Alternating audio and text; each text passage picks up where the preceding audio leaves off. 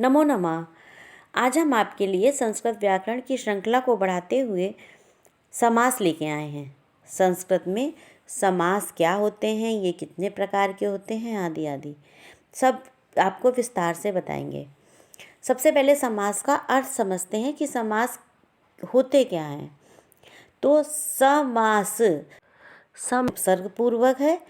अस धातु में अस धातु से घ प्रत्यय होने पर समास की उत्पत्ति हुई है। इसका सामान्य अर्थ है योग, मेल, संक्षेप करना, एकीकरण करना आदि आदि। संस्कृत व्याकरण में समास का अर्थ समसनम एकपदी भवनम समासः ऐसा किया गया है। और देखिए स्पष्ट करते हैं, जब परस्पर दो या दो से अधिक पदों को आपस में इस प्रकार मिला दिया जाए कि अंतिम पद को छोड़कर शेष सभी पदों की विभक्तियों का लोप होकर एक पद बन जाता हो, तो विभिन्न पदों के इस संक्षिप्त एकीकरण का या सह-स्थिति को समास कहते हैं। जैसे किसी वाक्य में आए हुए दशरथस्य तथा पुत्रः, इन दो पदों का समास करना है तो क्या करेंगे, दशरथस्य दो पद हैं, देखिए दशरथस्य और पुत्रः, इन दोनों को मिला करके क्या करेंगे, दशरथस्य पद की विभक्ति को हटाकर दशरथ पुत्रः, यह एक पद समास के कारण बन जाता है। समास से पदों का रूप संक्षिप्त हो जाता है। समास द्वारा बना हुआ पद समस्त पद कहलाता है। समास के अर्थबोधक वाक्य को क्या कहते हैं, विग्रह कहते हैं। जैसे राज्ञः पुत्रः, राज्ञः पुरुषः, ये अलग अलग किया गया, इसको क्या कहा, विग्रह कहा। कहीं कहीं पदों के बीच की जो विभक्ति होती है उसका लोप नहीं भी होता है, जैसे खेचरः, युधिष्ठिरः, वनेचरः आदि। ऐसे समासों को अलुक समास भी कहते हैं। पदों की प्रधानता के आधार पर सामान्यतः समास चार प्रकार के होते हैं। नंबर 1 अव्ययी भाव समास, नंबर 2 तत्पुरुष समास, नंबर 3 द्वंद्व समास, नंबर 4 बहुब्रीहि समास। तत्पुरुष समास के दो उपभेद होते हैं, एक कर्मधारय समास और दूसरा द्विगु समास। इस प्रकार सामान्य रूप से समास के 6 भेद बताए गए हैं। आज हम आपको अव्ययी भाव समास को विस्तार से बताएंगे। इसकी श्रृंखला को पार्ट 1 है, पार्ट 2, पार्ट 3 करके आपको सारे समास की वीडियो उपलब्ध हो जाएगी। अव्ययी भाव समास क्या होता है, वह हमने आपको पहले अव्ययी भाव से अवयव से संबंधित है, हमने आपको अवयव के संबंधित एक वीडियो बनाई है, जिसको आई बटन में क्लिक करके आप अवयव क्या होते हैं इसको समझ सकते हैं।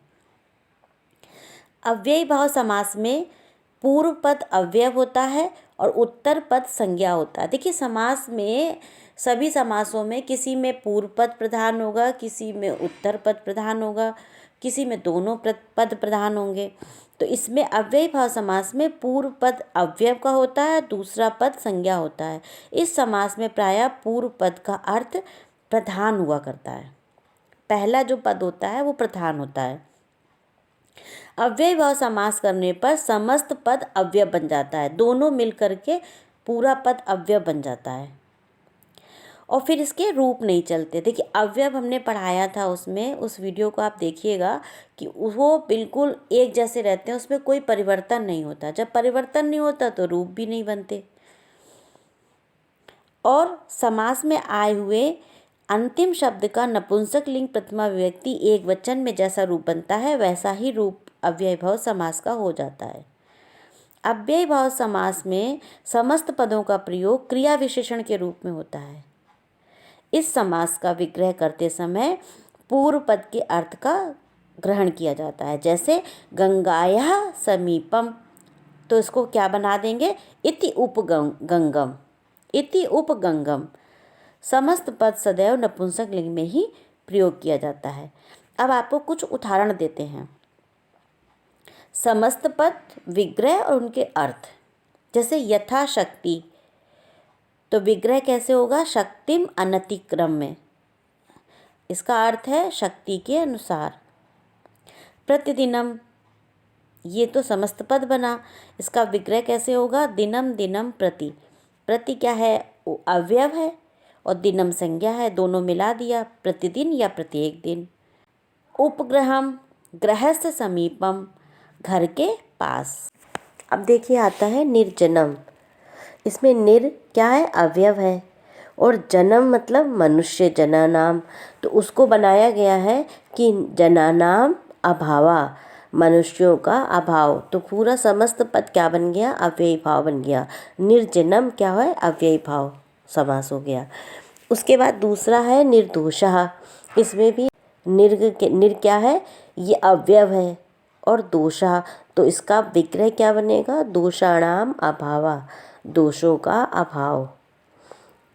फिर उसके बाद आता है प्रत्येकम। एक अवयव क्या है? प्रत्येकम। इसमें प्रति क्या है? अवयव है, तो समस्त पद क्या है? प्रत्येकम। इसका विग्रह क्या बना? एकम एकम प्रति, जिसका अर्थ होता है प्रति एक। इसके बाद एक उदाहरण और आता है सहरी। सहरी, हरि के समान, तो इसका विग्रह क्या बनेगा? हरेः सादृशम, हरि के समान। एक उदाहरण अनु अवयव से लेते हैं। अनु विष्णु, तो अनु माने होता है पीछे, जिसका अर्थ होता है, तो इसका विग्रह बनेगा विष्णु पश्चात, विष्णु के पीछे।